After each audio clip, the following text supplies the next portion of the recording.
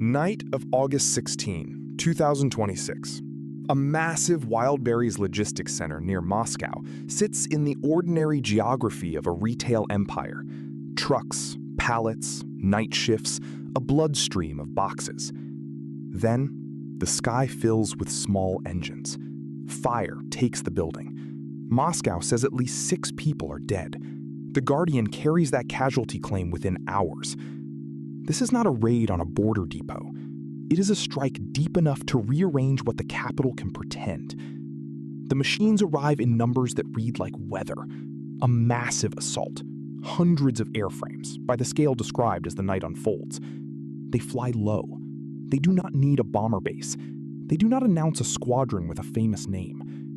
Air defense batteries that cost millions of dollars per system were built to kill jets and cruise missiles, with signatures their designers understood.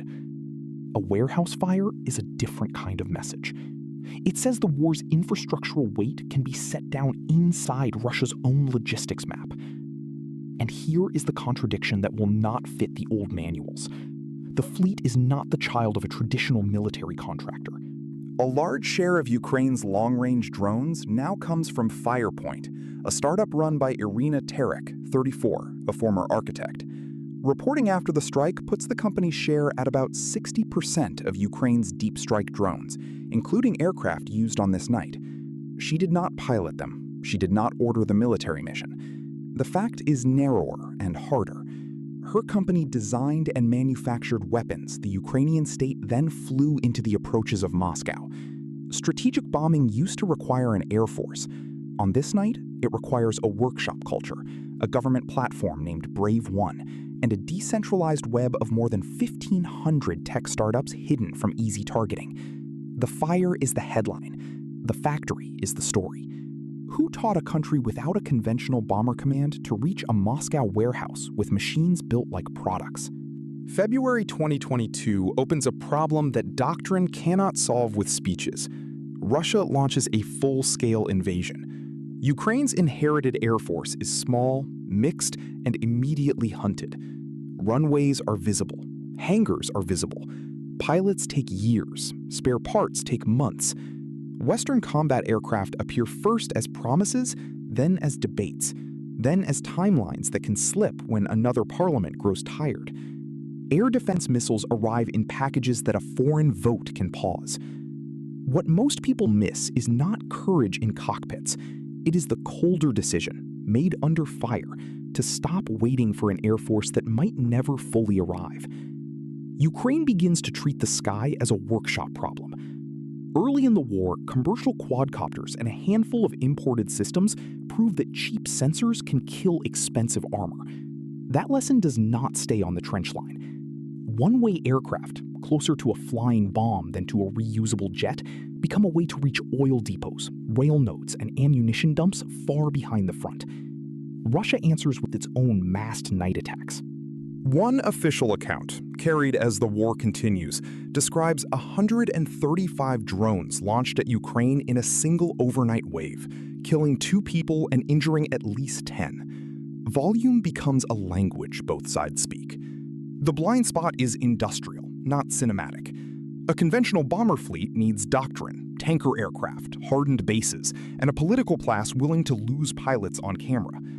A decentralized drone industry needs plywood, motors, firmware, and a state willing to buy ugly prototypes in a hurry. After the first year, that second path is no longer a hobby. It is a substitute. Ministries that once wrote multi-year tenders learn that a tender is a targeting package for the enemy and a delay for themselves. Engineers who once designed apartments, apps, or farm sensors learn that a garage can be a production cell if the state will test the output this week instead of next fiscal year. The SIPA reporting later gathered under the name Garageland describes exactly this landscape. Defense startups born in ordinary rooms, iterating weapons the way software teams iterate builds. Geography helps and hurts at once. Ukraine is close enough to Russian logistics that a long-range drone is not a fantasy of intercontinental range. It is a problem of fuel, navigation, and not being seen. The same closeness means every visible factory can be hit, so the industry spreads. It hides in unmarked workshops, It moves. It refuses a single address that a missile can erase. A government platform, Brave One, appears as the coordinating layer, not a classic arms conglomerate, but a matchmaker between the state that needs range and the private rooms that can produce it. The old story of air power is a story of prestige fleets. The new story is a story of procurement speed. If Western aid is unpredictable, domestic volume becomes a hedge. If runways are graves, a dirt road and a catapult become an airfield. If a radar was tuned for a jet, a low, slow, cheap swarm is not a lesser aircraft. It is a different category of object. By the time a logistics center near the Russian capital can burn, the substitution is already complete, in function, if not in ceremony. Ukraine still lacks the classic bomber. It has something the classic bomber was never designed to be: a renewable cloud of machines that can be lost, reprinted, and sent again. The contradiction from the fire is therefore older than the fire. It was built in the years when waiting for squadrons looked like a form of surrender. Follow the architect, not the press conference. Iryna Terekh is 34 when the deep strike map carries her company's name. She is not a hereditary defense baron. She is a former architect who crosses into a trade that used to require a coat of arms and a ministry liaison. Firepoint is the vehicle. The incentive is not a TED talk about disruption. It is simpler. A state at war will pay, quickly, for range it cannot buy as jets. A founder who can organize design, parts, and a shop floor can become a strategic supplier without ever wearing a general's rank. That is the psychology worth watching. Architecture trains a person to turn constraints into a buildable object. Load, cost, deadline.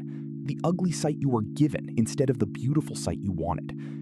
A long-range drone is also a constrained object. Battery or fuel, airframe weight, a navigation kit that must survive jamming, a warhead that must be light enough to fly and heavy enough to matter. The life or death decision is not whether the drawing is elegant. It is whether the next batch can be tested before the last batch is already falling out of the sky. Brave One sits on the other side of that decision, as an institution with its own motives. The platform's job is to shorten the distance between a workshop and a military buyer. It exists because classic procurement is a peacetime ritual. Specifications freeze, lawyers freeze, a year dies inside a committee. In a war of attrition, a frozen specification is a gift to the other side's electronic warfare teams, who will have learned last month's frequency by the time the paperwork clears. So the state creates a corridor for speed. Startups get a path to trials. The military gets a flood of imperfect options instead of one perfect aircraft that arrives too late. Ambition here is double-edged. Terekh's company can become indispensable, which is power. Indispensable also means visible, which is danger. A shop that produces a dominant share of a nation's long-range fleet becomes a target, a political prize, and a single point of failure dressed up as success. Other founders in the same network face a quieter calculus. Stay small and survive. Scale and become a landmark. Hide the address. Hire people who will not talk. Accept that a successful test is also a signal flare. None of this requires a cartoon of genius. It requires obsession with cycle time. The hidden motive is not glory over a distant capital. It is the grim privilege of being the person who can still make the next airframe when the foreign shipment is delayed and the runway is already a crater. Firepoint's rise is therefore not a celebrity arc. It is a bet that design talent, pulled from civilian life, can outrun a procurement culture built for another century. The state bets that it can coordinate more than 1,000 such bets without turning them into one fat target. Both bets can be true in the same month. Both can fail in the same night. The decisive fight is not a dogfight. It is a price fight conducted at treetop height. Picture a Russian air defense battery whose unit cost runs into the millions. Its radar searches for the shapes it was trained to love: a jet, a cruise missile, a profile with heat and speed. Now picture a swarm of low-cost autonomous drones arriving not as one aristocrat of the air, but as a crowd.